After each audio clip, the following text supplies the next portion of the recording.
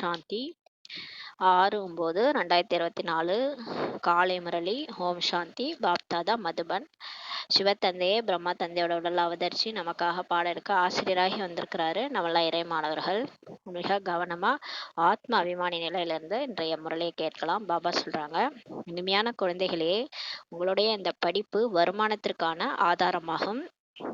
இப்போ நம்ம இந்த படிப்பு நமக்கு வருமானத்துக்கான ஆதாரம்னு சொல்றாரு. இந்த படிப்பின் மூலம் 21 பிறவிகளுக்கு வருமானம் ஏற்பாடாகி விடுகிறது சொல்லி பாபா சொல்றாரு. இப்போ நம்ம இதை படிக்கிறது மூலமா நமக்கு அடுத்து எடுக்க போற 21 பிறவிக்கு நமக்கு வருமானம் ஏற்படுது. அதாவது நமக்கு தங்க மாளிகை, வேற வைடூரியங்கள், உடுக்க ட்ரெஸ்ஸு எல்லாமே, சாப்பிட 36 வகை உணவு எல்லாமே நமக்கு கிடைக்கும் அடுத்த 21 பிறவிகளுக்கு. இப்ப நம்ம இந்த படிக்கிற படிப்புல தான் நமக்கு அடுத்து எடுக்க போற 21 பிறவிகளுக்கு வருமானம் ஏற்படுது சொல்லி சொல்றாரு. கேள்வி: முக்தி தாமத்திற்கு செல்வது வருமானமா அல்லது நஷ்டமா சொல்லி பாபா கேக்குறாரு. இப்ப பரந்தாமத்துக்கு போறோம் இல்லையா, அங்க கடைசியா எல்லாரும் அங்கதான் போக போறோம். அங்க போறது நமக்கு வருமானமா இல்ல நஷ்டமான்னு சொல்லி பாபா கேக்குறாரு. பதில்: பக்தர்களுக்கு இது கூட வருமானமாகும். இப்ப கடவுளை நினைக்கிறாங்க இல்லையா, பக்தர்கள் வழிபடுறாங்க. நம்ம அப்பாவா, நம்ம தந்தையா அவர் நினைக்கிறோம். ஆனா அவங்க பக்தர்கள் பகவானேன்னு சொல்லி வழிபடுறாங்க. அவங்களுக்கு கூட இது வருமானம் தான். ஏனென்றால் அரைக்கல்பமாக அமைதி அமைதின்ட்டு கேட்டுக்கொண்டே வந்திருக்கிறாங்க இல்லையா. அதிக உழைப்பிற்கு பிறகு கூட அமைதி அவங்களுக்கு கிடைக்கல. இப்போது பாபாவின் மூலம்தான் அமைதியே கிடைக்கிறது. இப்ப கடைசியில எல்லாருக்குமே பாபாவோட அறிமுகம் கிடைச்சிரும். கடவுள் யாருன்னு தெரிஞ்சுக்குவாங்க. அவர் மூலமா அமைதி கிடைச்சிட்டு முக்தி தாமத்துக்கு போயிடுவாங்க. அதாவது முக்தி தாமத்துக்கு செல்கிறார்கள் எனும்போது இது கூட அரை கல்பத்தின் உழைப்பின் பலனாகிறது சொல்லி சொல்றாரு. எல்லாருமே பரந்தாமத்துக்கு போறாங்கன்னும் போது கடைசியா இது கூட 2500 வருஷம் அவங்க உழைச்சாங்க இல்லையா, பக்தியினுடைய பலனாகிறது சொல்லி சொல்றாரு. ஆகையினால் இதை கூட வருமானம் என்று சொல்லலாம் சொல்லி பாபா சொல்றாரு. நஷ்டம் எதுவும் இல்லை, எல்லாருக்குமே வருமானம் தான். நமக்கும் வருமானம், அவங்களுக்கும் பக்தர்களுக்கும். அவங்க பரந்தாமம் போயிடுவாங்க, நம்ம ஜீவன் முக்தி நிலை அடைஞ்சு சொர்க்கத்துக்கு போயிடுவோம். நம்மளும் பரந்தாமம் போயிட்டு அதுக்கப்புறம் தான் சொர்க்கத்துக்கு போவோம். குழந்தைகளாகிய நீங்களோ ஜீவன் முக்திக்கு செல்ல இப்போ முயற்சி செய்கிறீங்கன்னு சொல்லி சொல்றாரு.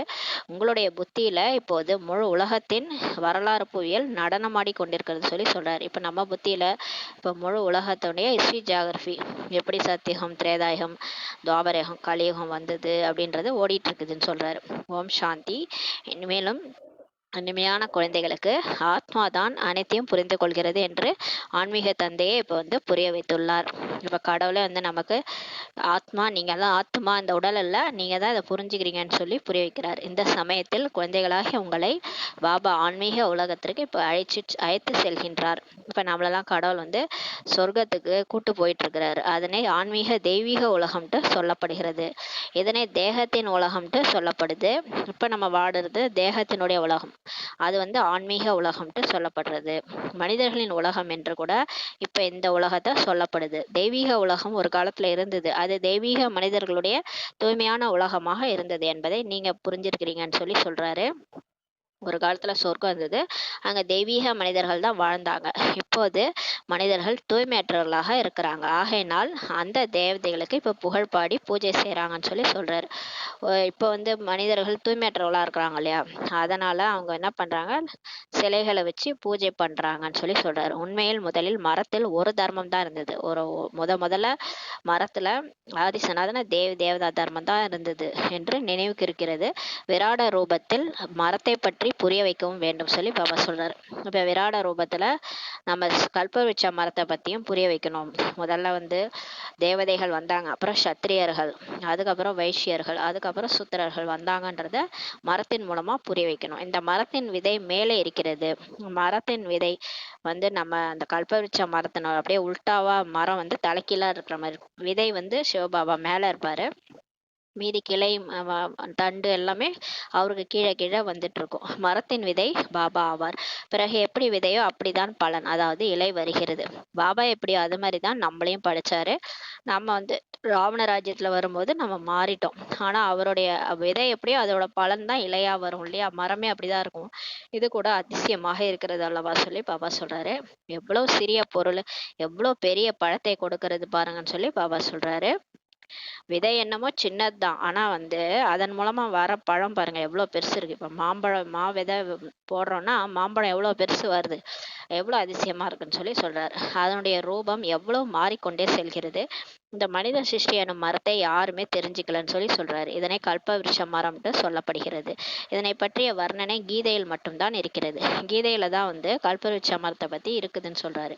கீதை தான் நம்பர் 1 தர்ம சாஸ்திரம் என்பதை எல்லாருமே தெரிஞ்சிருக்கிறாங்க. ஏன்னா கீதையில நிறைய ரகசியங்கள் ஒளிஞ்சிருக்குது. அதுதான் பரம்பிதா பரமாத்மா சொன்னது. கீதை சொன்னாரு. அதுதான் நம்பர் 1 தர்ம சாஸ்திரம் சொல்லி சொல்றாங்க. சாஸ்திரங்கள் கூட வரிசை கிரமமாக இருக்கிறது அல்லவா. சாஸ்திரங்கள் கூட ஒன்னொன்னா ராமாயணம் மகாபாரதம் எல்லாமே வரிசை கிரமமா இருக்குது. தர்மங்கள் எப்படி வரிசை கிரமமாக ஸ்தாபனை ஆகிறது என்பதையும் நீங்கள் மட்டும்தான் புரிந்து கொள்கிறீர்கள். நமக்கு தான் தெரியும் ஃபர்ஸ்ட் ஆதி சனாதன தேவதா தர்மம், அதுக்கப்புறம் இஸ்லாம தர்மம், அதுக்கப்புறம் கிறிஸ்துவ தர்மம், அதுக்கப்புறம் புத்த தர்மம்ட்டு வரிசையா ஸ்தாபனை ஆகிறதுன்றது நமக்கு தான் அந்த சுஷி சக்கர படத்தின் மூலமா நம்ம தெரிஞ்சிருக்கிறோம். வேறு யார் இடத்துலும் இந்த ஞானமே இருப்பதில்லை சொல்லி சொல்றார் பாபா. முதலில் எந்த தர்மத்தின் மரம் இருக்கிறது, பிறகு அதில் மற்ற தர்மங்களின் வளர்ச்சி எவ்வாறு நடக்கிறது என்பது உங்களுடைய புத்தியில் இப்ப இருக்கிறது சொல்லி சொல்றாரு. ஃபர்ஸ்ட் எந்த தர்மம் ஸ்தாபனை ஆச்சு, அதுக்கப்புறம் எந்தெந்த தர்மம்லாம் வளர்ச்சி எவ்வாறு நடக்குதுன்றது உங்களுக்கு தெரியுன்றாரு. இதனை தான் விராட நாடகம்ட்டு சொல்லப்படுகிறது சொல்லி பாபா சொல்றாரு. குழந்தைகளுடைய புத்தியில் முழு மரமும் இப்ப இருக்குது சொல்லி பாபா சொல்றாரு. மரம் எவ்வாறு உருவாகுது என்பதுதான் முக்கியமான விஷயமே ஆகும் சொல்லி பாபா சொல்றார். முத இந்த மரம் எப்படி உருவாச்சுன்றது தான் முக்கியமான விஷயம் சொல்லி பாபா சொல்றாரு. தேவதைகளின் மரம் இப்போது இல்லை, மற்ற எல்லா கிளைகளும் நிற்கின்றன. இந்த தேவதைகளுடைய மரம் பாபா உருவாக்குன அந்த தர்மம் வந்து இப்ப இல்லை. மற்ற எல்லா கிளைகளும் நிக்குது. மரம் வந்து அந்த வேர் இல்லாம இப்ப நிக்குது சொல்லி சொல்றாரு. விழுதுகள் வந்து தாங்கிட்டு இருக்குது மரத்தை. மற்றபடி ஆதி சனாதன தேவதா தர்மத்தின் அந்த அடித்தளம் ஃபவுண்டேஷனே இல்லைன்னு சொல்லி சொல்றாரு. ஒரு ஆதி சனாதன தேவதா தர்மத்தின் ஸ்தாபனை தான் கடவுளே வந்து செய்யறாரு. மீதமுள்ள மற்ற அனைத்து தர்மங்களும் விநாசமாகி விடுகிறது சொல்லி பாபா சொல்றாரு. எவ்வளவு சிறிய தெய்வீக மரமாக இருக்கும் என்பதை இப்போது நீங்க தெரிஞ்சிருக்கிறீங்கன்னு சொல்லி பாபா சொல்றாரு. பிறகு மற்ற தர்மங்கள் அனைத்தும் இருக்கவே இருக்காது. இப்போ இந்த தர்மங்கள் எல்லாம் இருக்குது இல்லையா, பிறகு சின்ன மரமா மாறிடும். அப்ப மற்ற தர்மங்களே இருக்காதுன்னு சொல்லி சொல்றாரு. மரம் முதலில் சிறியதாக இருக்கிறது, பிறகு பெரியதாக ஆகி கொண்டே செல்கிறது சொல்லி பாபா சொல்றாரு. மரம் வந்து ஃபர்ஸ்ட் 9 லட்சம் பேர் தான் நடிக்க வராங்க. அதுக்கப்புறம் தான் நிறைய பேர் வந்து நடிக்க வந்துகிட்டே இருக்காங்கன்னு சொல்லி சொல்றாரு. வளர்ந்து இப்போது எவ்வளோ பெருசாயிடுச்சு மரம்னு சொல்லி சொல்றாரு. இப்போ 800 கோடி ஆத்மாக்கள் உலகத்துல இருக்கிறாங்களே, மனித சிருஷ்டி மரம் வளர்ந்துகிட்டே போகுது. இப்போது இதனுடைய ஆயுள் இப்போ முடிய போகிறது சொல்லி பாபா சொல்றாரு. மரம் வந்து இத்து போயிடுச்சுன்னா மரம் என்ன ஆயிடும், ஆயுளே முடிஞ்சிடுச்சுன்னா அதை வெட்ட வேண்டியதுதான் இல்லையா. அந்த மாதிரி இந்த மரத்தினுடைய ஆயுள் வந்து முடிய போகுது. இதனோட ஆலமரத்தின் உதாரணம் மிகவும் நன்றாக புரிய வைக்கப்படுகிறது சொல்லி சொல்றாரு. ஒரு இடத்துல ஒரு கல்கத்தாலேயோ ஏதோ ஒரு மரம் இருக்கு. அந்த மரத்துல வேரே இல்லை, அந்த விழுதுகள் தான் அந்த ஆலமரத்தை தாங்கிட்டு இருக்கு. அது வந்து நம்மளுடைய உதாரணம் தான். இப்போ ஆதி சனாதன தேவதா தர்மத்தை தவிர மற்ற தர்மங்கள்லாம் இருக்குது. அந்த தர்மத்தினோட பேரை மாத்திட்டாங்க ஹிந்து தர்மன்ட்டு. ஆனாலும் அந்த மரம் வந்து தாங்கிட்டு இருக்குது சொல்லி சொல்றாரு. இது கூட கீதையின் ஞானமாகும் சொல்லி பாபா சொல்றாரு. இதை பாபா உங்களுக்கு இப்ப நேரடியாக உட்காந்து கூறுகின்றார். இதன் மூலம் நீங்க ராஜாக்கள்லாம் ராஜாவா ஆகுறீங்க. இப்ப கடவுளே வந்து நமக்கு புரிய வைக்கிறது மூலமா நம்ம ராஜாக்கள்லாம் ராஜாவா ஆகணும்னு சொல்லி சொல்றாரு. பிறகு பக்தியில் இந்த கீதை சாஸ்திரம் போன்றவை எல்லாம் உருவாகும் சொல்லி பாபா சொல்றாரு. பிறகு பக்தியில தான் இந்த கீதா சாஸ்திரம்லாம் உருவாகும். இந்த முதலும் முடிவற்ற நாடகம் உருவாக்கப்பட்டுள்ளது சொல்லி பாபா சொல்றாரு. மீண்டும் இப்படித்தான் நடக்கும். திரும்ப வந்து இதே மாதிரி தான் நடக்கும். போன கல்பம் என்ன நடந்ததோ அதே தான் இந்த நாடகத்துல திரும்ப திரும்ப ரிப்பீட் ஆகும்னு சொல்லி சொல்றாரு. பிறகு எந்தெந்த தர்மங்கள் உருவாகுமோ அவற்றின் சாஸ்திரங்களும் ஏற்படும் சொல்லி சொல்றாரு. அதுக்கப்புறம் ஒவ்வொரு தர்மமா வரும். ஹிந்து தர்மம், ஆதி சனாதன தேவதா தர்மம், அதுக்கப்புறம் நம்ம இஸ்லாம தர்மம், கிறிஸ்துவ தர்மம், என்னென்ன தர்மம் வருமோ அவங்களுடைய சாஸ்திரங்களும் வெளியே வரும். பைபிள்ல இருந்து குரான்ல இருந்து அந்த புத்த மதத்தினுடைய சாஸ்திரம் என்னென்ன சாஸ்திரமோ அது எல்லாமே வெளிவருன்றாரு. சீக்கிய தர்மத்திற்கு அதனுடைய சாஸ்திரம், கிறிஸ்துவம் மற்றும் பௌத்தர்களுக்கு அவர்களுடைய சாஸ்திரம் இருக்கும் இல்லையா. இப்போது உங்களுடைய புத்தியில் முழு உலகத்தினுடைய வரலாறு புவியியல் ஹிஸ்டரி ஜியாகிரபி நடனமாடி கொண்டிருக்கிறது சொல்லி சொல்றாரு பாபா. முன்னாடிலாம் நமக்கு இந்த எல்லைக்குட்பட்ட விஷயம் தான் தெரியும். கிமு கிபி, கிறிஸ்துவுக்கு முன்னாடி கிறிஸ்துவுக்கு பின்னாடி என்ன நடந்தது, அந்த ஹிஸ்டரி ஜியாகிரபி தான் நம்ம படிச்சுட்டு இருந்தோம். இப்ப எல்லையற்ற ஹிஸ்டரி ஜியாகிரபியை பாபா நம்ம புத்தியில ஓட விடுறாரு. நடனம் ஆடிட்டு இருக்குதுன்னு சொல்லி சொல்றாரு. இதுதான் இந்த ஞான நடனம் சொல்லி சொல்றாரு. புத்தி ஞான நடனம் ஆடிக்கொண்டிருக்கிறது சொல்லி பாபா சொல்றாரு. இப்ப நம்ம புத்தியில பாபா சொல்ற ஞானம் தான் நடனம் ஆடிட்டு இருக்குன்னு சொல்லி சொல்றாரு. நீங்கள் முழு மரத்தையுமே தெரிந்து கொண்டீர்கள். இப்ப நீங்க முழு சக்கரத்தையும் புரிஞ்சுக்கிட்டீங்க. எப்படி எப்படியெல்லாம் தர்மங்கள் வருகின்றன, எப்படி வளர்கின்றன என்பதையெல்லாம் நீங்க தெரிஞ்சுக்கிட்டீங்கன்னு சொல்லி சொல்றாரு. பிறகு நம்முடைய ஒரு தர்மமானது ஸ்தாபனை ஆகிறது. அதுக்கப்புறம் ஃபைனலா வந்து கடவுளே வந்து இந்த ஆதி சனாதன தேவதா தர்மத்தை ஸ்தாபனை செய்றார். அப்ப ஸ்தாபனை ஆகும்போது அந்த உண்மையான தர்மம் ஸ்தாபனையாகும், சத்தியமான தர்மம் ஸ்தாபனையாகி மற்ற அனைத்து தர்மமும் வந்து அழிந்து விடுகின்றன சொல்லி சொல்றாரு. ஞான சூரியன் உதித்தது என்று பாடப்பட்டுள்ளது அல்லவா. ஞான சூரியன் வந்தது அப்படின்னு சொல்லி ஒரு பாட்டு இருக்கு. இப்போது முற்றிலும் இரவாக இருக்கிறது இல்லையா, சூரியன் வெளிப்படும் போது அந்த இரவு போயிடுது இல்லையா, அந்த மாதிரி ஞான சூரியன் சிவபாபாவே வரும்போது இந்த இருள் வந்து மறைஞ்சது சொல்லி சொல்றாரு. எவ்வளவு அதிகமான மனிதர்கள் இருக்கிறாங்க, பிறகு இவ்வளோ பேர் இருக்கவே மாட்டாங்கன்னு சொல்லி பாபா சொல்றாரு. இப்ப எவ்வளோ அதிகமான மனுஷங்க இருக்கிறாங்க இல்லையா, அப்புறம் பாத்தீங்கன்னா இவ்வளோ பேர் மனுஷங்க இருக்க மாட்டாங்க. இந்த லட்சுமி நாராயணுடைய ராஜ்யத்தில் இவர்கள் இருக்கவே இல்லை சொல்லி சொல்றாரு. ஒரு காலத்துல சொர்க்கமா இருக்கும்போது இந்த மாதிரி இஸ்லாம தர்மம், இந்த மாதிரி இந்த மற்ற தர்மங்கள் யாருமே இருக்கலன்னு சொல்லி சொல்றாரு. பிறகு ஒரு தர்மமானது ஸ்தாபனை ஆகத்தான் வேண்டும் சொல்லி பாபா சொல்றாரு. அதுக்கப்புறம் திரும்பவும் ஒரு தர்ம ஸ்தாபனை ஆகணும்னு சொல்லி சொல்றாரு. இந்த ஞானத்தை பாபா தான் வந்து நமக்கு சொல்றாரு. குழந்தைகளாகிய நீங்கள் வருமானத்திற்காக வந்து எவ்வளவு ஞானத்தை படிக்கிறீங்க. இப்ப நம்ம பாபா கிட்ட எதுக்கு வரோம், வந்து இந்த ஞானத்தை கேட்டு நிறைய சம்பாதிக்கிறதுக்காக வந்திருக்கிறோம். பாபா டீச்சராக வருகின்றார் எனும்போது உங்களுடைய அரை கல்பத்திற்கான வருமானம் இப்ப ஏற்பாடாகி விடுகிறது சொல்லி சொல்றாரு. கடவுளே டீச்சர் ஆகி வந்து ஞானம் சொல்லும் போது நமக்கு 2500 வருஷத்துக்கு நம்ம ராஜா மாதிரி இருக்கிறோம், செல்வந்தர் ஆகிறீங்கன்னு சொல்லி சொல்றார். நீங்கள் மிகுந்த செல்வந்தர்களாகி விடுகிறீர்கள். நாம் இப்போது படித்து கொண்டிருக்கிறோம் என்பதை நீங்கள் தெரிந்துள்ளீர்கள் சொல்லி பாபா சொல்றார். இதுவோ அழிவற்ற ஞான ரத்னங்களுடைய படிப்பாகும். இது அழிவற்ற ஞான ரத்னங்கள். பக்தியை அழிவற்ற ஞான ரத்னங்கள்ட்ட சொல்ல முடியாது. இது வந்து அழிவற்ற ஞானம், இது புத்தியில போய் ஸ்டோர் ஆகுது. கடவுள் சொல்ற ஞானம் யார் புரிஞ்சுக்கிறாங்களோ நம்புறாங்களோ அவங்களுக்கு இந்த ரத்தனங்கள் போய் ஸ்டோர் ஆயிடுது. அதனால இது அழிவற்ற ஞான ரத்னங்கள் சொல்லி சொல்றாரு. பக்தி அந்த மாதிரி சொல்ல முடியாது. பக்தியில மனிதர்கள் என்னவெல்லாம் படிக்கிறாங்களோ அதன் மூலம் நஷ்டம் தான் ஏற்படுது. இப்ப போய் நம்ம கதை கேட்போம், ராமாயணம் மகாபாரதம், அதே ஞாபகம் வச்சிருப்போமா என்ன, அது அப்படியே மறந்துடும் இல்லையா, அதை விட்டுட்டு மற்ற வேலையை பார்ப்போம். ஆனா இங்க பாபா வாழ்க்கையினோட ஆதாரத்தையே இந்த ஞானத்தின் மூலமா ஏற்படுத்துறாரு இல்லையா, சுயராஜ்ய அதிகாரியா மாத்துறாரு. அதனால இது நம்ம புத்தியில ஸ்டோர் ஆயிடுது. பக்தியில அந்த மாதிரி புத்தியில எதுவும் ஸ்டோர் ஆகாது, அதன் மூலம் நஷ்டம் தான் ஏற்படுதுன்னு சொல்லி சொல்றாரு. ரத்தினங்கள் உருவாவதில்லை, ஞான ரத்தினங்களின் கடல் என்று ஒரு பாபாவை தான் அழைக்கப்படுகிறது சொல்லி பாபா சொல்றார். இந்த ஞான ரத்தினங்களுடைய கடல்ன்ட்டு ஒரு சிவபாபாவை தான் சொல்ல முடியும், மற்றபடி அது பக்தி ஆகும். நம்ம இது வரைக்கும் நம்ம செஞ்சு வந்ததெல்லாம் பக்தின்னு சொல்லி சொல்றாரு. அதில் எந்த குறிக்கோளுமே இல்லை. பக்தியில எந்த வித குறிக்கோளும் நமக்கு கிடையாது. நம்ம அங்க வந்து நீங்க இந்த மாதிரி தேவதை ஆகணும் அப்படிலாம் சொல்ல மாட்டாங்க. நம்ம போவோம், கோயில்ல சாமியை கும்பிடுவோம், வந்துருவோம், அவ்வளவுதான். அங்க வந்து இந்த மாதிரிலாம் இருக்கணும், இப்படிலாம் நடந்துக்கணும், இப்படிலாம் இருந்தாதான் எல்லார தர்மத்துல இருந்துகிட்டே அன்பா அமைதியா தேவதை மாதிரி வாழணும் அப்படின்னு அங்க சொல்லி கொடுக்க மாட்டாங்க. அங்க எப்படி வேணாலும் இருக்கலாம், நம்ம மட்டும் போவோம், சாமிக்கு தீபாராதனை காட்டுவாங்க, கும்பிடுவோம், வந்துடும். ஆனா இங்க அப்படி கிடையாது. அங்க வருமானமே இல்லை சொல்லி சொல்றாரு. வருமானத்திற்காக பள்ளியில் படிக்கிறாங்க இல்லையா, இப்ப ஸ்கூலுக்கு எதுக்கு போறோம், நல்லா படிச்சாதான்ப்பா நீ உன் வாழ்க்கையில நல்லா இருக்க முடியும், நல்லா காசு சம்பாதிக்கலாம், படிப்பான்னு சொல்லி சொல்லுவாங்க. அதுக்காக தான் நம்ம ஸ்கூலுக்கு போறோம் இல்லையா. பிறகு பக்தி செய்வதற்காக குருவிடம் செல்கிறார்கள். அதுக்கப்புறம் பக்தியோட டைம் வரும்போது ஒரு 30 வயசுக்கு மேல கோயிலுக்கு போவாங்க. இள வயசுல படிப்பாங்க, அதுக்கப்புறம் குருவிட்ட போவாங்க. கொஞ்ச வயசானவர்கள் குருவிட்ட போறாங்க. சிலர் இளமையில் குருவிடம் செல்கிறார்கள், சிலர் முதுமையில் குருவிடம் செல்கிறார்கள், சிலர் சிறு வயதிலேயே சன்னியாசம் வாங்கி விடுகிறார்கள். கும்பமேளாவில் எவ்வளவு அதிகமானோர் வருகிறாங்க பாருங்க. சிலர் வந்து சின்ன வயசுலயே குருவிட்ட போயிடுவாங்க, சிலர் பார்த்தீங்கன்னா ரொம்ப வயசானவருக்கு தான் குருக்கிட்டே போவாங்க, சிலர் வந்து ரொம்ப சின்ன வயசுலயே சன்னியாசம் வாங்கிட்டு போயிடுவாங்க, கல்யாணம் கூட பண்ணிக்க மாட்டாங்க. கும்பமேளாவில் கூட எவ்வளோ பேர் வராங்க. சத்தியோகத்துல இந்த மாதிரி எதுவுமே இருக்காது. குழந்தைகளாகி உங்களுடைய புத்தியில எல்லாமே இப்போ வந்துருச்சு இல்லையா. படைப்பவர் மற்றும் படைப்பினுடைய முதல் இடை கடைசியை நீங்க இப்ப தெரிஞ்சுக்கிட்டீங்கன்னு சொல்லி பாபா சொல்றார். அவர்களோ கல்பத்தின் ஆயுள அதிகரிச்சுட்டாங்க, அவங்க லட்சக்கணக்கான வருடங்கள் சொல்லி சொல்லிட்டாங்க. மொத்தமே ஸ்வஸ்திக் சிம்பிள் மாதிரி தான் நம்மளுடைய கல்பம். அதுல பாத்தீங்கன்னா எல்லாம் சரி பாகம் தான் நம்ம சொல்லணும், ஒரு யுகமும் சரி பாகம். அவங்க வந்து சத்தியுகம் ஒரு மாதிரி ஒரு அதிகமா சொல்லிட்டாங்க, கலியுகத்தை கம்மியா சொல்லிட்டாங்க. அதனால வந்து எதுவுமே சரி பாகமா கூட இல்லைன்னு சொல்லி பாபா சொல்றாரு. ஈஸ்வரன் சர்வவியாபின்னு வர சொல்லிட்டாங்க. எல்லா எல்லாத்தையுமே கெடுத்து வச்சுட்டாங்க பக்தியில பாருங்களேன்.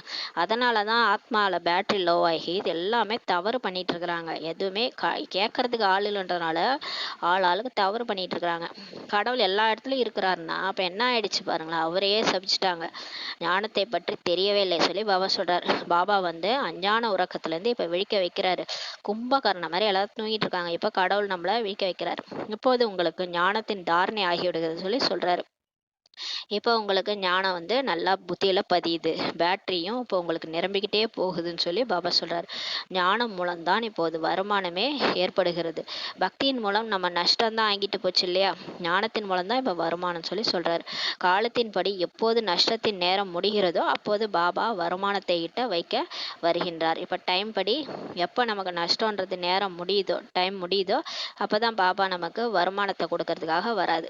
முக்தியில் செல்வது கூட வருமானமாகும் சொல்லி பாபா சொல்றாரு. நீங்க ஒன்றும் பாபாவை நினைவு பண்ணி பரந்தாமத்துக்கு போனா அது கூட வருமானம் தான் சொல்லி சொல்றாரு. அனைவருமே அமைதியை தான் கேட்கிறாங்க இல்லையா. இப்ப சன்னியாசிகள் கூட அமைதி தான் விரும்புறாங்க. அவங்க சுகம் வந்து காக்கை எச்சிலுக்கு சமம்னு சொல்லி சொல்றாங்க. நேற்று சொன்னார் இல்லையா பாபா. அதனால அவங்களுக்கு அமைதியை கொடுத்துறாரு பாபா. அதனால பரந்தாமம் போறது கூட நல்லதான்னு சொல்லி சொல்றாரு. சாந்தி தேவா என்று சொல்வதன் மூலம் புத்தி பாபாவின் பக்கம் சென்று விடுகிறது சொல்லி சொல்றாரு. சாந்தி தேவா வாருங்கள், எங்களுக்கு அமைதி கொடுங்கன்னு சொல்லி கூப்பிடும்போது எல்லாருடைய புத்தியும் பாபா பக்கம் தான் போகுது.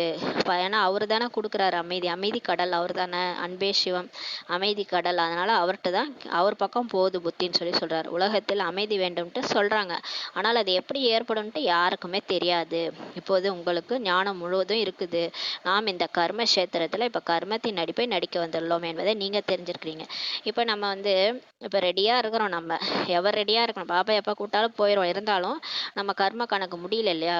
இப்ப கர்ம கணக்குகளை கர்ம கஷேத்திரத்துல கர்மத்தின் நடிப்பை நம்ம நடிச்சிட்டு இருக்கிறோம்ட்டு இப்ப நம்ம புரிஞ்சுக்கிட்டோம்.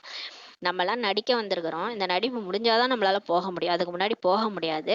பாட்டு முடிஞ்சிருச்சுன்னா எல்லாரும் கிளம்பிடுவோன்றது நம்ம புத்தியில இருக்குது. இப்ப எங்க இருந்து வந்துள்ளீர்கள் சொல்லி பாபா கேட்கிறாரு. பிரம்ம லோகத்துல இருந்து. இப்ப நம்மளாம் எங்க இருந்து வந்திருக்கிறோம், பரந்தாமத்துல இருந்து வந்திருக்கிறோம். நிராகார உலகத்துல இருந்து இந்த சாக்கார உலகத்துக்கு நடிப்பை நடிக்க தான் வந்துள்ளீர்கள் சொல்லி பாபா சொல்றாரு. உலகமே ஒரு நாடக மேடை, இதுல நம்ம எல்லாம் நடிகர்கள் சொல்லி ஷேக்ஸ்பியர் சொல்லியிருக்காரு இல்லையா. அப்ப இது இந்த நம்ம பரந்தாமத்துல இருந்து ஆத்மாக்கள் இந்த உலகத்துல சாக்கார உலகத்துல நடிப்பு நடிக்கிறதுக்காக இந்த உடல்ல வந்திருக்கிறோம். ஆத்மாக்களாகிய நாம் வேறு இடத்தில் வசிக்கக்கூடியவர்களாகும் சொல்லி பாபா சொல்றாரு. நம்ம வந்து இங்க டேரா போடுறதுக்காக நம்ம வரல. இது பர்மனெண்ட் கிடையாது. நமக்கு இந்த உலகம் பர்மனெண்டே கிடையாது, இந்த உடலும் பர்மனெண்ட் கிடையாது. ஆனா நம்ம எங்க இருக்கிறோம், நம்ம வசிக்கிற இடமே பரந்தாமம், பிரம்மலோகம் தான். இங்கே இந்த 5 தத்துவங்களாலான சரீரம் இருக்குது. இந்த சரீரம் எப்படி உருவாயிருக்கு, அம்மா வயித்துல அந்த அஞ்சு அஞ்சு தத்துவங்களால உருவான உடல் தான் இது. நீர், நெருப்பு, காற்று, ஆகாயம். இது அந்த 5 தத்துவம், ஆகாயம், பூமி, 5 தத்துவங்களான உடல் தான் இந்த சரீரம். சரீரம் இருக்கிறது, ஆகையினால் தான் நாம் பேச முடிகிறது. இப்ப நம்ம எப்படி பேசுறோம், இந்த வாய் மூலமா தான் பேசுறோம் இல்லையா. இந்த உடல்ல நம்ம ஆதாரம் எடுத்து இப்ப நடிச்சிட்டு இருக்கிறோம். நாம் உயிருள்ள நடிகர்கள். நாம எல்லாருமே இப்ப உயிரோட இந்த தேகத்துல இந்த உடல் மட்டும் இருந்தாலும் செத்து போன டெட் பாடி. உயிர் உயிர் மட்டும் தனியா இருந்தாலும் ஆத்மா தனியா எதுவுமே செய்ய முடியாது. அதனால இந்த உயிரும் உடலும் சேர்ந்து நம்ம உயிருள்ள நடிகர்களா இப்ப நடிச்சிட்டு இருக்கிறோம்னு சொல்லி சொல்றாரு. இப்போது நாங்கள் இந்த நாடகத்தின் முதல் இடை கடைசியை தெரிஞ்சிருக்கவில்லை என்று சொல்ல மாட்டீர்கள். இப்ப நம்ம சொல்ல மாட்டோம் இல்லையா, எனக்கு எதுவுமே தெரியாது, கடவுள் யாருன்னு தெரியாது, இந்த உலகம் நாடகம் எப்படி தொடங்குச்சு எப்படி முடியுது தெரியாதுன்னு சொல்லுவீங்களா. எல்லாமே உங்களுக்கு தெரியும் இல்லையா. நீங்க எவ்வளவு நாளா முரளி கேட்டுட்டு இருக்கீங்க, எல்லாமே உங்களுக்கு தெரியும் தானேன்னு சொல்லி பாபா கேட்கிறாரு. முன்னால் தெரிந்திருக்கவில்லை, முன்னாடி நமக்கு எதுவுமே தெரியாது. தங்களுடைய தந்தையை, தங்களுடைய வீட்டை, தங்களுடைய ஆத்மாவை யதார்த்தமான விதத்தில் நீங்க தெரிந்திருக்கவில்லை. இதுக்கு முன்னாடி நீங்க வந்து படிக்க வந்தீங்க இல்லையா, அப்ப உங்க அப்பா யாருன்னு உங்களுக்கு தெரியாது, உங்க வீடு தெரியாது, நீங்க யார், நீங்க ஆத்மான்றதே தெரியாம தான் இருந்தீங்க இல்லையா. இப்பதான் நீங்க புரிஞ்சிட்டீங்கன்னு சொல்லி சொல்றாரு. ஆத்மா எவ்வாறு நடிப்பை நடிக்கிறது என்பதை இப்போது நீங்க தெரிஞ்சுக்கிட்டீங்கன்னு சொல்லி பாபா சொல்றாரு. இப்போ உங்களுக்கு நினைவு வந்துருச்சு, முதலில் நினைவு இருக்கவில்லை, இப்போதான் வந்துருச்சுன்னு சொல்லி சொல்றாரு. உண்மையாக தந்தை தான் உண்மையை கூறுகின்றார். இப்ப உண்மையான சிவ தந்தை தான் வந்து நமக்கு உண்மையை சொல்றார். அதன் மூலம் தான் நாம் உண்மையான கண்டத்திற்கே எஜமானர்களாக ஆகிவிடுகிறோம் என்பதை நீங்கள் தெரிந்துள்ளீர்கள் சொல்லி பாபா சொல்றார். நம்ம இப்ப கடவுளே வந்து சத்தியமான சிவனே வந்து உண்மையை சொல்றாரு. அதனால நம்ம சத்தியமான கண்டத்திற்கே எஜமான ஆகிறோம்னு சொல்லி பாபா சொல்றார். உண்மையை பற்றி கிரந்தத்தில் கூட கூறப்பட்டிருக்கிறது. கிரந்தத்தில் கூட இருக்குது. அந்த குரு கிரந்தன்றது குருநானக் சீக்கிய தர்மத்துல எழுதின அவர் சொன்னதை தான் தொகுத்து அந்த நூலா எழுதியிருக்கிறாங்க. அந்த உண்மை வந்து அதுல நிறைய இருக்குதுன்னு சொல்றாரு. உண்மையான கண்டத்தை தான் சத்தியம் என்று சொல்லப்படுகிறது. பாருங்க, எது வந்து உண்மையான கண்டமோ அதுதான் சத்தியம்ட்டு சொல்லப்படுது. இது வந்து பொய்யான கண்டம். இது ராவண ராஜ்யம். இங்க உடல்ல நம்ம எல்லாமே உடல் உணர்வுல இருக்கிறோம் இல்லையா? எல்லாமே பொய் தான். இந்த உடல் கூட நம்ம நம்ப முடியாது இல்லையா? ஒரு நாள் போயிடும் எல்லாமே. நம்ம நம்பிக்கிட்டு இருக்கிறது எல்லாமே ஒரு நாள் போயிடும். அதை நம்ம ஏத்துக்கிற சக்தி வேற நமக்கு இருந்தால் நல்லது, இல்லைன்னா கஷ்டப்படுவோம். ஆனா பாபா சொல்றாரு, எல்லாமே பொய்யிங்க, பொய்யான கண்டம்னு சொல்லி பாபா சொல்லி புரிய வைக்கிறார். தேவதைகள் அனைவரும் உண்மையை பேசக்கூடியவர்களாக இருக்கிறார். உண்மையான கண்டம் இருந்துச்சு, அதுதான் சொர்க்கம். அங்க தேவதைகள் இருந்தாங்க, அவங்க எல்லாருமே உண்மையை தான் பேசுவாங்கன்னு சொல்லி சொல்றாரு.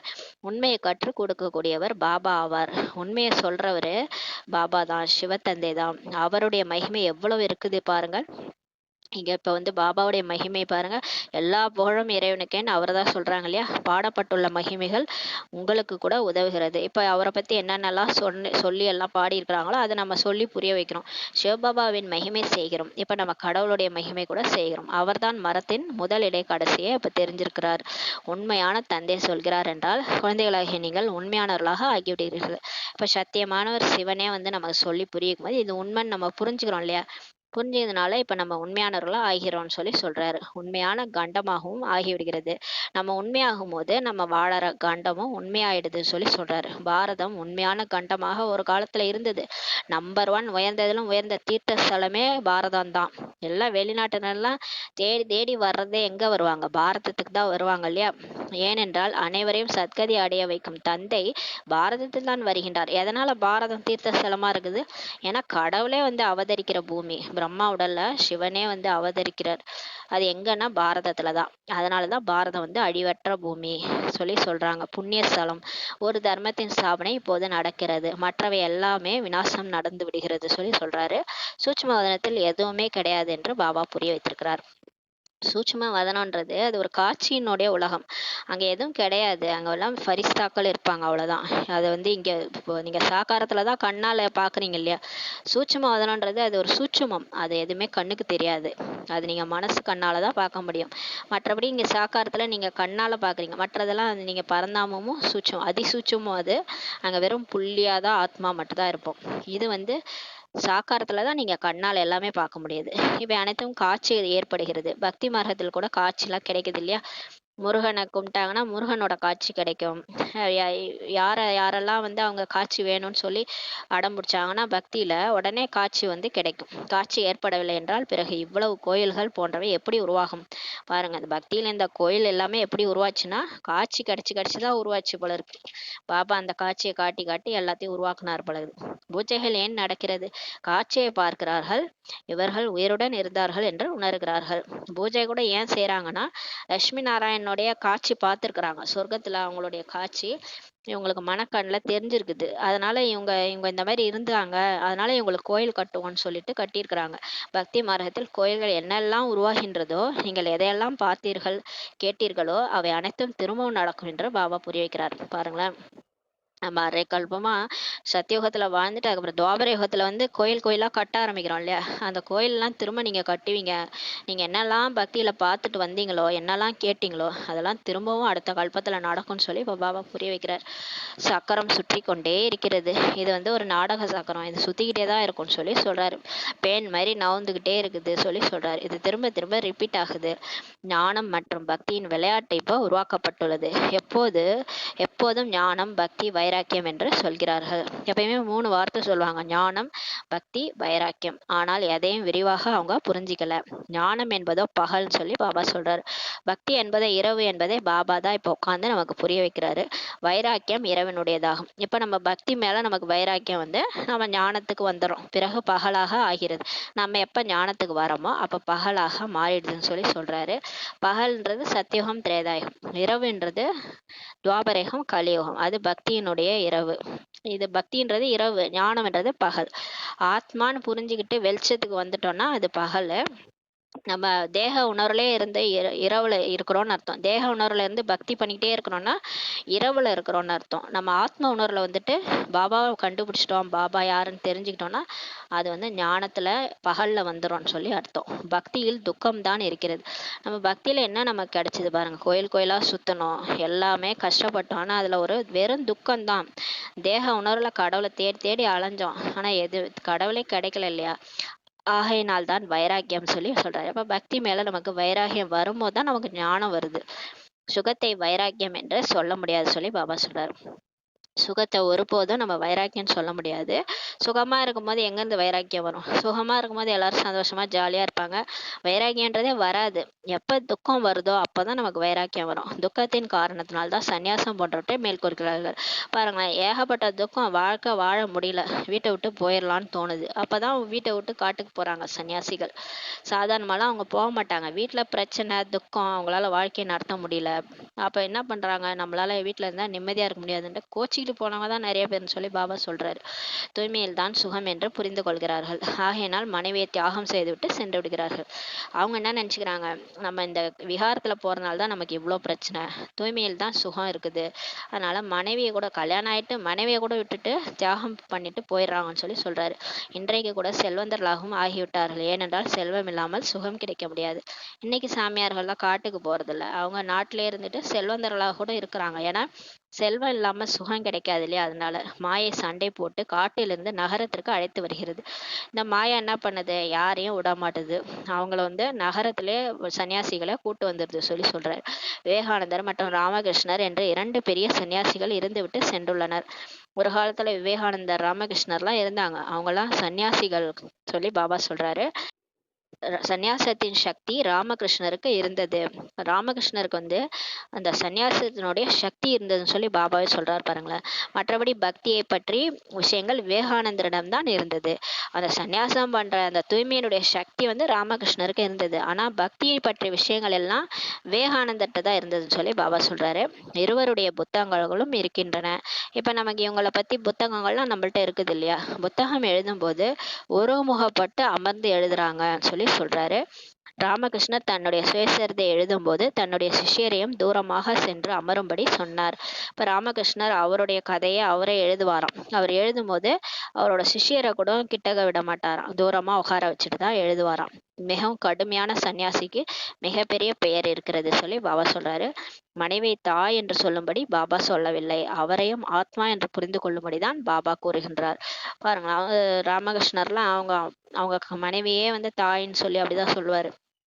அந்த மாதிரி கடுமையான சந்நியாசத்துல அவர் இருந்தாரு பாபா. ஆனா இப்ப சொல்றாரு, நீங்க மனைவிய வந்து தாயின்லாம் சொல்ல தேவையில்ல, அவங்கள ஆத்மான்னு புரிஞ்சுக்கோங்க போதும்னு சொல்லி இப்ப சிவபாபா நமக்கு சொல்றாரு. ஆத்மாக்கள் அனைத்தும் சகோதர சகோதரர்கள் சொல்லி பாபா சொல்றாரு. நம்ம எல்லாருமே சகோதர சகோதரர்கள். அந்த ஆண் பெண்ணா பார்க்காதீங்க, சகோதர சகோதரன் சொல்லி பாருங்கன்னு சொல்லி சொல்றாரு. சன்னியாசிகளுடைய விஷயமே தனிப்பட்டதாகும். அவர்கள் மனைவியை தாய் என்று புரிஞ்சு கொண்டார்கள். சன்னியாசிகள் அவங்க என்ன பண்ணுவாங்க? அவங்க மனைவியை கூட தாயின்னு நினைச்சுக்குவாங்க. தாயை மகிமை பாடினார்கள். இது ஞான வழியாகும். வைராக்கியத்தின் விஷயம் தனிப்பட்டதாகும் சொல்லி சொல்றாரு. அவங்களது வேற வழி, நம்மளது வந்து இது ஞான வழின்னு சொல்லி சொல்றாரு. வைராக்கியத்தினுடைய விஷயமே தனிப்பட்டதுன்னு சொல்லி பாபா சொல்றாரு. வைராக்கியத்தில் வந்து மனைவியை தாய் என்று புரிந்து கொண்டார்கள். அவங்க வந்து சன்னியாசிகள் வந்து எல்லைக்குட்பட்ட வைராக்கியம் வச்சுக்கிட்டு வீடு வாசலை விட்டு போயிடுவாங்க. இருந்தாலும் மனைவியை வந்து தாயா புரிஞ்சுக்கிட்டு இருப்பாங்கன்னு சொல்லி சொல்றாரு. வைராக்கியத்தினால தாயா அவங்க வந்து மனைவியை பார்க்க ஆரம்பிச்சிருவாங்கன்னு சொல்லி சொல்றாரு. தாய் என்ற வார்த்தையில் குற்றப்பார்வையே இருக்காது, அதனால அவங்க மனைவியை தாயா வந்து நினைச்சுக்கிறாங்க. சகோதரியிடம் கூட குற்றப்பார்வை செல்லக்கூடும், ஆனால் தாயிடம் ஒருபோதும் கெட்ட சிந்தனை செல்லாது. அதனால அவங்க சன்னியாசிகள் மனைவியை கூட தாயா பார்ப்பாங்கன்னு சொல்லி சொல்றாரு. தந்தைக்கு பெண் குழந்தை மீது கூட குற்றப்பார்வை செல்லலாம், தாயின் மீது ஒருபோதும் செல்லாது. பாபா சொல்றாரு, அந்த சன்னியாசிகள் தாயின் எதுக்காக வச்சுக்கிட்டாங்கன்னா, சகோதரன் சகோதரி கூட குற்றப்பார்வை வரும், தந்தைக்கு பெண் குழந்தை மீது கூட குற்றப்பார்வை வரும், ஆனா தாயின் மீது ஒருபோதும் யாருக்குமே அந்த குற்றப்பார்வை போகாது. அதனால சன்னியாசிகள் மனைவிக்கு தாயின்ட்டு புரிந்து கொண்டு சொல்ல ஆரம்பித்தார்கள் சொல்லி சொல்றாரு. உலகம் எப்படி இயங்கும், பிறப்பு எப்படி நடக்கும் என்று அவர்களை பற்றி ஒன்றும் சொல்வதில்லை. அவர் ஒருவருக்கு வைராக்கியம் வந்தது தாய் என்று சொல்லிவிட்டார். அவருக்கு எவ்வளவு மகிமை பாருங்கள். அவங்களெல்லாம் போய் கேட்க மாட்டாங்க. சன்னியாசிகள்கிட்ட போயிட்டு நீங்களாம் இந்த மாதிரி ஆயிட்டீங்கன்னா உலகம் எப்படி இயங்கும், பிறப்பு எப்படி நடக்கும்ன்ட்டு அவங்கள பத்தி எதுவுமே கேட்க மாட்டாங்க. அவங்களுக்கு வைராக்கியம் வந்துருச்சுன்னா உடனே மனைவியை தாயின்னு சொல்லிடுவாங்க, அவ்வளவுதான். இருந்தாலும் சன்னியாசிகளுக்கு அவ்வளவு மகிமை இருக்கு பாருங்கன்னு சொல்லி சொல்றாரு. இங்கே சகோதரி சகோதரன் என்று சொன்னாலும் கூட நிறைய பேருடைய பார்வை செல்கிறது. ஆகையினால் பாபா இப்ப சொல்றாரு, சகோதர சகோதரர்கள் என்று புரிந்து கொள்ளுங்கள். இப்ப நம்ம சகோதரன் சகோதரி பிரதர் சிஸ்டர் சொன்னா கூட குற்றப்பார்வை நீங்கிறதே இல்லைன்னு சொல்லி சொல்றாரு பாபா. அதனால இப்ப நீங்க எல்லாரும் ஆத்மா ஆத்மான்னு மட்டும் பாருங்க, சகோதரன் சகோதரன் சொல்லி புரிஞ்சுக்கோங்க. எல்லாருமே பிரதர் பிரதர், ஆண் பெண்ணுன்னே பார்க்காதீங்க, எல்லாருமே ஆணா பாருங்கன்னு சொல்லி சொல்றாரு. இது ஞானத்தினுடைய விஷயமாகும், அது ஒருவருடைய விஷயமாகும் சொல்லி பாபா சொல்றாரு. இங்கே பிரஜாபிதா பிரம்மாவின் குழந்தைகள் நிறைய சகோதர சகோதரிகள் இருக்கிறாங்க இல்லையா. பாபா அமர்ந்து எல்லா விஷயத்தையும் இப்ப நமக்கு புரிய வைக்கிறாரு. இவரும் கூட சாஸ்திரங்கள் போன்றவற்றை படித்திருக்கிறார். பிரம்மா பாபா கூட நிறைய சாஸ்திரம் எல்லாம் படிச்சிருக்கிறாரு. அந்த தர்மமே தனிப்பட்டதாகும். அந்த சந்நியாச தர்மம் வந்து தனிப்பட்டது. அது துறவர மார்க்கம். அது வீடு வாசலை விட்டு போயிடுவாங்க. அது ஆண்களுக்கு மட்டும் ஆகும். ஏன்னா பெண்களால வீடு வாசலை விட்டு எல்லாம் போக முடியாது இல்லையா. அதனால ஆண்கள் மட்டும் சந்நியாசம் பண்ணிட்டு துறவர மார்க்கத்துல போயிடுவாங்க. அது எல்லைக்குட்பட்ட வைராக்கியம். அவங்க வீடு வாசல் மேல வைராக்கியம் வச்சுட்டு வீட்டை விட்டு வெளில போயிடுவாங்க. ஆனால் உங்களுடையதோ முழு எல்லையற்ற உலகத்தின் மீது வைராக்கியமாகும். நம்ம வந்து வீடு வாசல்ல விட மாட்டோம், வீட்டுக்குள்ளேயே இருப்போம், எல்லாரு கூடயும் வாழ்வோம். எல்லார்ட்ட இருந்து அந்த மாயாவை நம்ம ஃபேஸ் பண்றோம். நமக்குள்ள இருக்கிற மாயாவையும் நம்ம வைராக்கியத்தோட வெல்றோம். மற்றவங்களும் நம்ம மூலமா தூய்மையாகிறாங்க. அப்ப முழு உலகத்தையுமே நம்ம சந்நியாசம் பண்ணிட்டு புத்தி மூலமா ஒரு பாபா நினைவுல இருக்கிறோம். இப்ப கடவுளே வந்து நம்மள எல்லையற்ற சந்நியாசம் பண்ண வைக்கிறாரு, எல்லையற்ற வைராக்கியத்தையும் உண்டு பண்றாரு. சங்கமேகத்தில் தான் பாபாவே வந்து இந்த எல்லையற்ற விஷயங்கள்லாம் நமக்கு புரிய வைக்கிறார். இப்போது இந்த பழைய உலகத்தின் மீது நமக்கு வைராக்கியம் வரணும்னு சொல்லி பாபா சொல்றாரு. இது மிகவும் மோசமான உலகமாகும். இதுல என்ன இருக்கு, இது ஏன் நீங்க இதெல்லாம் ஏன் இங்க வாழணும்னு நினைக்கிறீங்க. ஒரே எங்க பார்த்தாலும் பிரச்சனை தான் வெடிக்குது, எங்க பார்த்தாலும் இந்த விகாரங்கள் பீக்கில் போயிட்டு இருக்குது. இங்க வாழணும்னு ஏன் நினைக்கிறீங்க, இது ஒரு மோசமான உலகம்னு சொல்லி சொல்றாரு. இங்க சரீரம் கூட தூய்மையாக இருக்க முடியாது. இங்க சரீரத்துக்கு கூட ஏதாவது ஒரு பிரச்சனை வந்துகிட்டே இருக்கு இல்லையா. சரீரம் தூய்மையே இல்லை. அந்த 5 தத்துவங்களால் ஆன உடல் இது. இந்த உடல்ல ஏதாவது பிரச்சனை வந்துட்டே இருக்கு. ஆத்மாவிற்கு புதிய சரீரம் சத்தியுகள் தான் கிடைக்க முடியும். இங்க உங்களுக்கு புது சரீரம்லாம் கிடைக்காது. நீங்க இந்த உடலை விட்டுட்டு நீங்க வந்த உடனே சொர்க்கத்துல உங்களுக்கு புதுசா உடல் கிடைக்கும்னு சொல்லி பாபா சொல்றார். இங்கே ஆத்மா தூய்மையாக ஆகலாம், இருந்தாலும் கர்மாதிகளை அடையும் வரை சரீரம் தூய்மையற்றதாகவே இருக்கின்றது சொல்லி சொல்றார். இப்ப நம்ம தூய்மையானாலும் நம்ம கர்ம கணக்கு முடிகிற வரைக்கும் நம்ம இதே உடல்ல தான் இருந்தாகணும். கர்மாதி நிலையை அடையிற வரைக்கும், கர்ம கணக்குகள்லாம் முடிகிற வரைக்கும் நம்ம தூய்மையாயிட்டா கூட இந்த உடல்ல தான் இருக்கணும்னு சொல்லி பாபா சொல்றாரு. அது வரைக்கும் நம்ம சரீரமும் இங்க தூய்மையற்றதாக தானே இருக்குது, இந்த உடலும் சரியில்லை இல்லையா. அதனால ஏதாவது நோயெல்லாம் அனுபவிக்க வேண்டியதா இருக்கு. தங்கத்தில் கலப்படம் இருக்கிறது என்றால் ஆபரணமும் கலப்படம் உடையதாகவே ஆகிறது. ஆத்மாவில் சுத்தம் இல்லைன்னா அப்போ உடலும் அது மாதிரி நமக்கு கிடைச்சிருக்குது இல்லையா. கலப்படம் நீங்கி விட்டால் ஆபரணமும் உண்மையானதாக கிடைக்கும். இப்போ ஆத்மா தூய்மை ஆயிடுச்சுன்னா அந்த கர்மாதி நிலை அடைஞ்சு இந்த உடலை விட்டு நம்ம போயிட்டோம்னா சொர்க்கத்துல நமக்கு புதுசா உடல் கிடைக்கும்னு சொல்லி பாபா சொல்றாரு. இந்த லட்சுமி நாராயணுடைய ஆத்மா மற்றும் சரீரம் ரெண்டுமே சதோ பிரதானதாகும் சொல்லி சொல்றாரு. லட்சுமி நாராயணன் பாருங்க, அவங்க ஆத்மாவும் தூய்மையா இருக்குது, சரீரமும் தூய்மையா கிடைக்கும்னு சொல்லி சொல்றாரு. ஆனா உங்களுடைய ஆத்மா மற்றும் சரீரம் ரெண்டுமே இப்ப எப்படி இருக்குது, தமோ பிரதானமாக இருக்கிறது, கருப்பா இருக்குதுன்னு சொல்லி பாபா சொல்றாரு. ஆத்மா காம சிதையில உட்காந்து உட்காந்து இப்படி கருப்பாயிடுச்சுன்னு சொல்லி சொல்றாரு. பிறகு நான் வந்து கருப்புல இருந்து உங்களை வெண்மையா ஆக்குறேன் என்று பாபா இப்ப சொல்றாரு. இவை அனைத்துமே ஞானத்தினுடைய விஷயங்களாகும். இது எல்லாமே ஞானத்தினுடைய விஷயங்கள், மற்றபடி தண்ணீர் போன்றவற்றின் விஷயமே கிடையாது சொல்லி பாபா சொல்றாரு. இங்க ஞானத்தை தான் நான் சொல்லிட்டு இருக்கேன். தண்ணியில குளிச்சாலாம் தூய்மையாக முடியாது. இந்த ஞானத்துல குளிக்க குளிக்கதான் ஆத்மா வந்து தூய்மையாக முடியும். அனைவரும் இப்ப காமசிதையில அமர்ந்து தூய்மையற்றவர்களாக ஆகிட்டாங்க. ஆகினால் தான் தூய்மையாக ஆவதற்காக இப்ப உறுதிமொழி எடுங்கள்ட்டு ராக்கி கட்டப்படுகிறது சொல்லி சொல்றாரு. இப்ப பாபா வந்து அந்த ரக்ஷா பந்தன் எல்லாம் வந்து நமக்கு ராக்கி கட்டி விடுறாரு, கையில கட்டி விட்டு நம்மளை வந்து தூய்மைக்கான உறுதிமொழி எடுக்க வைக்கிறார். எண்ணம் சொல் செயலால கூட நான் எந்த ஆத்மாவுக்கும் துக்கம் கொடுக்க மாட்டேன், நான் வந்து தூய்மையா இருக்கிறேன், நான் 5 விகாரத்துல இருந்து தூய்மையா இருக்கிறேன்ட்டு நம்மளை வந்து உறுதிமொழி எடுக்க வைக்கிறார். நான் ஆத்மாக்களிடம் பேசுகின்றேன் என்று இப்ப பாபா கூறுகிறார். இப்ப பாபா சொல்றார், நான் வந்து தந்தை, ஆத்மாக்களுடைய தந்தை, பரம்பிதா பரமாத்மா, நான் வந்து என்னுடைய குழந்தைகள் ஆத்மாக்கள்கிட்ட தான் பேசுகின்றேன்னு சொல்லி சொல்றார். நான் ஆத்மாக்களின் தந்தை ஆவேன், நீங்கள் அவரை நினைவு செய்து வந்தீர்கள். இப்ப நம்ம யாரை நினைச்சோம், கடவுளே கடவுளேன்னு நினைச்சோம் இல்லையா. யாரை நினைச்சோம், இந்த உடல் அழிய போகுது, நம்ம ஆத்மா உயிர் இந்த உடல்ல இருந்து இயக்கிட்டு இருக்கிறோம், இந்த உயிர் தான் வந்து அப்பாவை நினைவு பண்ணிட்டு வந்தோம் இல்லையா. கடவுள்னு சொல்லி யாரை நினைச்சோம், பரமாத்மாவை தான் நினைச்சிட்டு வந்தோம். பாபா வாருங்கள், எங்களை சுகதாமத்திற்கு அழைத்து போங்க, சொர்க்கத்துக்கு அழைத்து செல்லுங்கள்ட்டு நமக்கு சொல்லிட்டு வந்தோம். துக்கத்தை போக்குங்கள் என்று கூட நம்ம சொல்லிட்டு இருந்தோம். கலியுகத்திலோ அளவற்ற துக்கம் இருக்கிறது. கலியுகத்துல பாருங்க, ரொம்ப அளவற்ற துக்கம் நமக்கு இருக்கு இல்லையா? நீங்க காம சிதையில உட்காந்து உட்காந்து கருப்பா தமோ பிரதானமா இப்ப ஆகிட்டீங்கன்னு சொல்லி சொல்றாரு. இப்போது காம சிதையில இருந்து இறக்கி நம்மள ஞான சிதையில அமர்த்துவதற்காக இப்ப கடவுளே வந்திருக்கிற, நான் வந்துள்ளேன்னு சொல்லி சொல்றாரு. இந்த ஞானம் ஏற ஏறதான் நமக்கு அந்த விகாரத்துல இருந்து வெளியே வர முடியும். இப்போது தூய்மையாகி நம்ம சொர்க்கத்திற்கு செல்ல வேண்டும் சொல்லி பாபா சொல்றாரு. இப்போ நம்ம தூய்மையானாதான் சொர்க்கத்துக்கு போக முடியும். இல்லைன்னா நம்ம வந்து இங்கே இருந்து பாபா நினைவு பண்ணி திரும்ப துவாபர இருந்து தான் வர முடியும். பாபாவை நினைவு செய்ய வேண்டும் சொல்லி பாபா சொல்றாரு. இப்போ பாபாவை நம்ம நினைக்கணும். பாபா நம்மளை இப்ப கவர்ச்சிக்கின்றார். இப்ப கடவுளே வந்துட்டார் இல்லையா? அந்த தூய்மையின் கவர்ச்சி நமக்கு ஏற்படுது. பாபாவிடம் ஜோடியாக வருகிறார்கள். ஒருவருக்கு கவர்ச்சி ஏற்படுகிறது, மற்றவருக்கு ஏற்படுவதில்லை. இப்ப கணவன் மனைவி 2 பேரும் வீக்கே ஆயிட்டாங்கன்னா 2 பேருமே போறாங்க மதுபனுக்கு. ஒருவருக்கு பாபா மேல கவர்ச்சி ஏற்படுது, மற்றவருக்கு வர்றதில்ல சொல்லி பாபா சொல்றாரு. நான் இந்த கடைசி பிறவியில் தூய்மையாக இருப்பேன், காமசிதையில் ஏற மாட்டேன் என்று கணவன் உடனே சொல்லிவிட்டார். நிச்சயம் ஏற்பட்டு விட்டது என்பது கிடையாது. சிலர் சொல்றாங்க, நான் இந்த கடைசி பிறவி இதோட முடியுது இல்லையா, அதனால நான் தூய்மையா இருக்கிறேன் பாபா, நான் காமசிதையில போக மாட்டேன்னு கணவன் உடனே சொல்லிட்டாரு.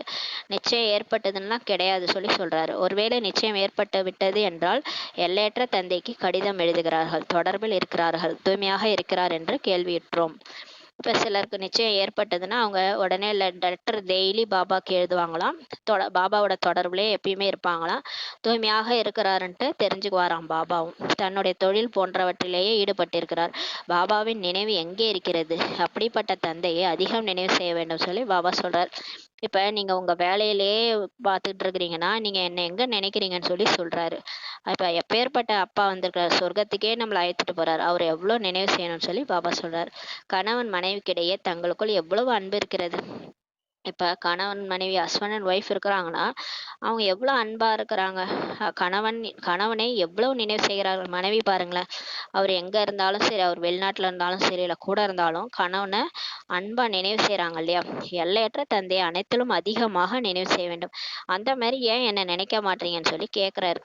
நான் வந்து உங்களை சொர்க்கத்துக்கே கொண்டு போய் தாளாட்டி சீராட்டி உங்களை வாழ வச்சேன் இல்லையா? என்னை எந்த அளவுக்கு அதிகமா நினைக்கணும். அன்பு செலுத்துங்கள் அல்லது எட்டி உதையுங்கள், அற்பமாக கருதினாலும் நாங்கள் ஒருபோதும் கையை விட மாட்டோம் என்ற புகழ் இருக்கிறது அல்லவா? ஒரு புகழ் இருக்குதான். நீங்க அன்பு செலுத்துங்க, இல்லைன்னா எட்டி உதையுங்கள், எங்களை அற்பமா நினைச்சா கூட நாங்க ஒருபோதும் உங்களை விட மாட்டோம்னு சொல்லி ஏதோ ஒரு புகழ் இருக்குதான். பாபா சொல்றாரு, வீடு வாசலை விட்டு விட்டு இங்கே வந்திருக்க வேண்டும் என்பது இல்லை, பிறகு அது சன்னியாசமாகிவிட்டது அல்லவா? பாபா சொல்றாரு, அதுக்காக வீடு வாசலை விட்டுட்டு இங்கேயே வந்து மதுபன்லயே உட்காந்துக்கணும்னு கிடையாது. அப்புறம் அது சன்னியாச மார்க்கம் மாதிரி ஆயிடும் இல்லையா? அதனால உங்க குடும்ப விவகாரங்களே இருந்து கொண்டே தூய்மையாகுங்கள்ட்டு உங்களுக்கு இப்ப சொல்லப்படுகிறது சொல்லி சொல்றாரு. பாபா யாரையுமே வீட்டை விட்டு வர சொல்லல. நீ எங்க வேணாலும் இருங்க குழந்தைங்களே, உங்க கர்ம கணக்குலாம் முடிங்க, குழந்தை குட்டி இருந்தா கணவன் இருந்தா எல்லாரையும் பாத்துக்கங்க, ஆனா தூய்மையா மட்டும் வீட்டிலேயே இருந்து இருங்கன்னு சொல்லி சொல்றாரு. இல்லறத்திலே இருந்தாலும் தூய்மையா இருங்கன்னு சொல்லிதான் பாபா சொல்றாரு. முதலில் பட்டி உருவாக வேண்டியிருக்கிறது. அதன் மூலம் இவ்வளவு பேர் தயாராகி வெளியே வந்தார்கள். முதல் 350 பேர் பாபா பிரம்மா பாபா கூட இருந்தாங்க. பட்டி வச்சு இவ்வளோ பேர், அதன் மூலம் தான் இவ்வளோ பேர் தயாராகி வெளியே வந்தார்கள் சொல்லி சொல்றாரு. அதனுடைய வர்ணனை கூட மிக நன்றாக இருக்கிறது. யார் பாபாவினுடையவர்களாக ஆகிவிட்டு உள்ளே யஜ்யத்தில் இருந்து கொண்டே ஆன்மீக சேவை செய்யவில்லையோ அவர்கள் சென்று தாசன் தாசியாக ஆகின்றார்கள். பிறகு கடைசியில் வரிசை கிரமமான முயற்சியின்படிதான் கிரீடம் கிடைத்து விடுகிறது சொல்லி சொல்றாரு. இப்ப பாபாவா பிகேவா ஆயிட்டு சென்ட்ரல்லே இருக்கிறாங்க, மதுபன்லயே இருக்கிறாங்க, ஆனா ஆன்மீக சேவை செய்யறது இல்ல. அந்த மாதிரி சும்மாவே இருக்கிறாங்க, சென்ட்ரல்ல இருந்துட்டே சும்மா இருக்கிறாங்க, சேவை எதுவும் செய்யறது இல்லைன்னா அவங்க போய் தாசன் தாசியா ஆயிடுவாங்க. அப்புறம் கடைசியா வரிசை கிரமமா திரேதாயுகம் கடைசியில கிரீடம் அவங்களுக்கு கிடைக்கும். பொறுப்பு திரேதாயுகம் கடைசியில அவங்க ராமர் சீதையா ஆட்சி செய்வாங்கன்னு சொல்லி சொல்றாரு. அவர்களுடைய வம்சம் கூட இருக்கிறது.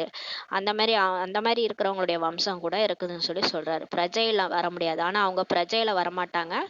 கிருஷ்ணருடைய ராஜ்யத்துல தாசன் தாசியா இருப்பாங்க. ஏன்னா சென்ட்ரல்லே இருந்துக்கிட்டு அவங்க வந்து சேவை செய்யாதனால பாபா வந்து தாசன் தாசி ஆக்கிடுவார். ஆனாலும் அவங்க வந்து பிரஜை லிஸ்ட்டில் வர முடியாது, அவங்களுக்குன்னு தனி வம்சமே இருக்குன்னு சொல்லி சொல்கிறாரு. யாரும் வெளியிலிருந்து வந்து உள்ளே இருப்பவர்களாக ஆக முடியாது சொல்லி சொல்கிறாரு. வல்லபாச்சாரிகள் வெளியில் உள்ளவர்களை ஒருபோதும் உள்ளே வர விடுவதில்லை. இவை அனைத்தும் புரிந்து கொள்ள வேண்டிய விஷயங்கள் ஆகும் சொல்லி பாபா சொல்கிறார். யாரும் வெளியிலேருந்து வந்து உள்ளே இருப்பவர்களாக ஆக முடியாது. இதெல்லாம் பாபா சில விஷயங்கள் வந்து மறைமுகமாக சொல்கிறாரு, பதவிக்காக சொல்கிறாரு. வெளியில் உள்ளவங்களாம் வந்து இங்கே மதுபனுக்குள்ளார இருக்கிறவங்களா இருக்க முடியாது சொல்லி சொல்கிறாரு. சில வல்லபாச்சாரிகள்லாம் பார்த்தீங்கன்னா அவங்களுடைய ஆட்களை மட்டும் தான் வச்சுருப்பாங்க, வெளியில் உள்ளவங்கள உள்ளே விட மாட்டாங்க. இது எல்லாமே புரிஞ்சு கொள்ள வேண்டிய விஷயம் சொல்லி பாபா சொல்கிறார். ஞானம் ஒரு வினாடியினுடையதாகும். பிறகு ஏன் பாபாவை ஞானக்கடல் என்று சொல்லப்படுகிறது? புரிய வைத்து கொண்டே இருக்கிறார். எல்லாரும் கேட்குறாங்க, ஒரு செகண்டு தானே ஞானம் சொல்கிறீங்க பாபா, ஆனாலும் ஏன் பாபா நீங்கள் நிறைய சொல்லிகிட்டே இருக்கிறீங்க? ஏன் பாபா ஞானக்கடல்ன்ட்டு அவர் சொல்கிறோம் இல்லையா? ஆனால் ஒரு செகண்ட் ஞானம் தான், ஆத்மான்னு புரிஞ்சிட்டா போதும். பரமாத்மா நம்மளுடைய தந்தை. மற்றபடி இந்த சிஷி சக்கரம், முதல் இடைக்கடை எல்லாமே நம்ம புத்தியில் வந்துடுது, ஒரு செகண்டு தான். ஆனால் பாபா வந்து ஏன் ஞானக்கடல்னு அவர் சொல்கிறோம்? ஏன்னா அவர் புரிய வச்சுட்டே இருக்கிறார் இல்லையா? கடைசி வரை புரிய வச்சுக்கிட்டு கொண்டே தான் இருப்பார். இன்னும் அவ்வளோ ஞானம், அவர் கடலாக இருக்கிறார் இல்லையா? கடைசி வரைக்கும் நான் உங்களுக்கு புரிய வச்சுட்டு தான் இருப்பேன்னு சொல்லி சொல்கிறாரு. எப்போது ராஜ்யம் ஸ்தாபனை ஆகிவிடுமோ, நீங்கள் கர்மாதீத நிலைக்கு வந்து விடுகிறீர்கள், அப்போது ஞானம் முடிந்துவிடும் சொல்லி சொல்றாரு. எப்போ ஃபுல் ராஜ்யமும் ஸ்தாபனை ஆயிடுதோ, அப்போ நம்மளும் கர்ம கணக்கெல்லாம் முடிச்சிடுறோமோ, அப்போ ஞானம் முடிஞ்சிரும்னு சொல்லி சொல்றாரு. அது வரைக்கும் பாபா சொல்லிக்கிட்டே தான் இருப்பேன்னு சொல்லி சொல்றாரு. ஒரு வினாடியினுடைய விஷயமே ஆகும். ஒரு செகண்ட் தான், ஆத்மான்னு புரிஞ்சுட்டு பரமாத்மாவை நினைக்கிறது தான். மற்றபடி இதில் நிறைய உள்ளார வந்து ராஜ்யத்தை பற்றின விஷயங்கள், முதலிடை கடை பற்றிய ரகசியம் தான் அதிகமாக இருக்கு. ஆனால் புரிய வைக்க வேண்டியுள்ளது. ஆனாலும் இதை ஒரு நாள் சொல்லிட்டு விட்டோன்னா அப்படியே மறந்துடுவாங்க, பழையபடி இருப்பாங்க. அதனால் டெய்லியுமே பாபா வந்து புரிய வைக்க வேண்டியதாக இருக்குது. எல்லைக்குட்பட்ட தந்தையிடமிருந்து எல்லைக்குட்பட்ட ஆஸ்தி நமக்கு கிடைக்குது இல்லையா? அந்த சாதாரண அப்பா, லௌகிக அப்பா நமக்கு என்ன ஏதாவது வீடு வாசல் சொத்து அதை கொடுக்குறாரு. இந்த எல்லையற்ற அப்பா என்ன பண்ணுறாரு? நமக்கு சிவத்தந்தை வந்து உலகத்துக்கே நம்மளை எஜமானர்களாக ஆக்கிடுறாருன்னு சொல்லி சொல்கிறாரு. நீங்கள் சுகதாமத்திற்கு இப்போ போகிறீங்க, சொர்க்கத்துக்கு போகிறீங்கன்னா மற்றவர்கள் அனைவருமே சாந்தி தாமத்துக்கு போயிடுவாங்கன்னு சொல்லி சொல்றாரு. இப்போ இந்த ஞானத்தை கேட்டு ஃபாலோ பண்ணுறவங்களாம் சொர்க்கத்துக்கு வந்துடுவாங்க. இந்த ஞானத்தை கேட்டு ஃபாலோ பண்ணாதவங்க, புரிஞ்சுக்காதவங்க பரந்தாமத்துக்கு போயிடுவாங்க. அங்கே சுகமே சுகமாகும் சொல்லி சொல்கிறாரு. சொர்க்கத்தில் வெறும் சுகம்தான், வெறும் தங்கம், வைடூரியங்கள் நிறைஞ்ச இடம். யாருக்கும் துக்கம் கொடுக்க மாட்டாங்க. ஒரு ஹாஸ்பிட்டலோ ஒரு கொசுக்கடியோ எதுவுமே இருக்காது. சந்தோஷமாக இருக்கலாம். அதுக்காக தான் நம்ம இந்த பாடத்தை இப்போ படிச்சுட்டு இருக்கிறோம். பாபா வந்திருக்கிறார் என்பது திருப்திகரமானதாகும். இப்போ நமக்கு பாபாவே கிடச்சிட்டாரு இல்லையா? அதுவே பெரிய விஷயமா இருக்கு இல்லையா? நம்ம கடவுளை தேடணும், நமக்கு அவர் கிடைச்சிட்டாரு, அவர் கூடவே துணைவனா இருக்கிறாரு. இதுக்கு மேல என்ன விஷயம்?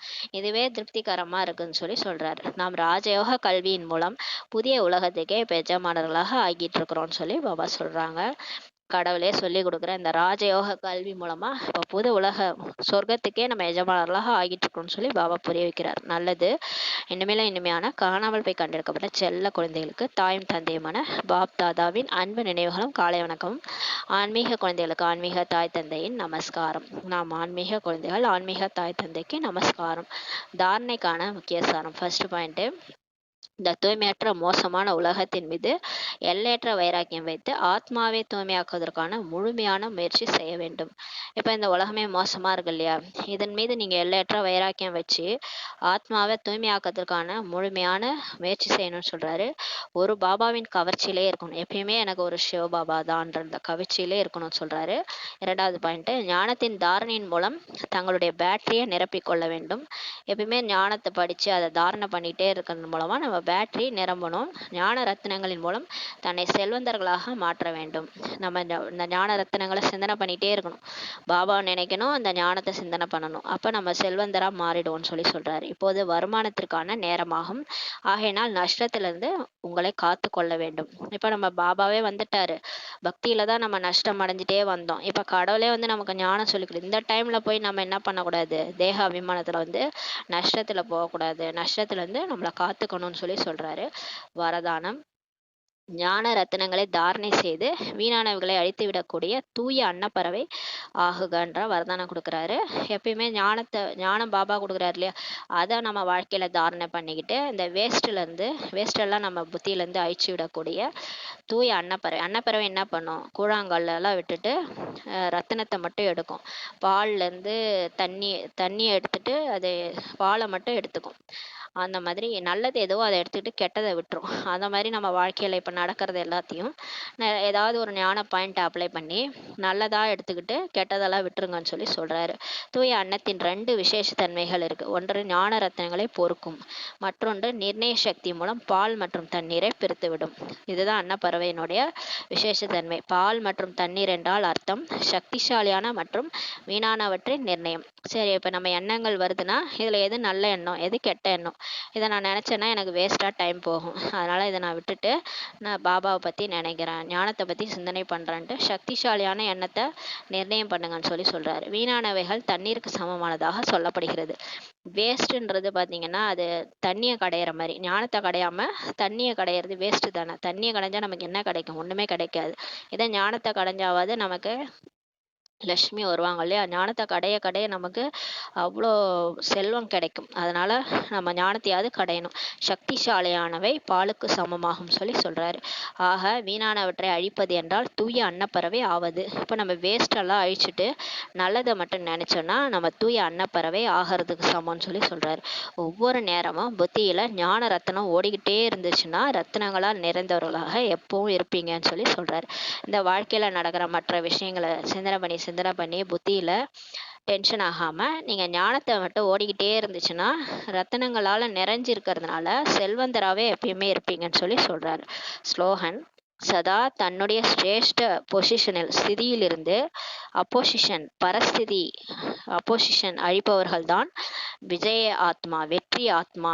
அதாவது நம்மளுடைய எப்போதும் நான் யாரு, நான் இறை மாணவன், நான் கடவுளை தேர்ந்தெடுத்த குழந்தை, நான் யார், எனக்கு கடவுளே என்ன சொல்லியிருக்கிறாரு, நீதான் மாஸ்டர் சர்வசக்திவான். அந்த மாதிரி அந்த ஸ்திதியில இருந்தீங்கன்னா இந்த பரஸ்திதி இருக்கு இல்லையா, அந்த பரஸ்திதினா வெளியிலேருந்து வரும் ஏதாவது தேவையில்லாத விஷயம் நம்ம காதுக்கு விழும். அந்த விஷயத்த யார் அழிக்கிறாங்களோ அவங்க தான் வெற்றியான ஆத்மா, வெற்றி அடைய போகிற ஆத்மா, விஜயி ஆத்மான்னு சொல்லி பாபா சொல்கிறாங்க. ஓம் சாந்தி. நன்றி பாபா, நன்றி ராமா, நன்றி.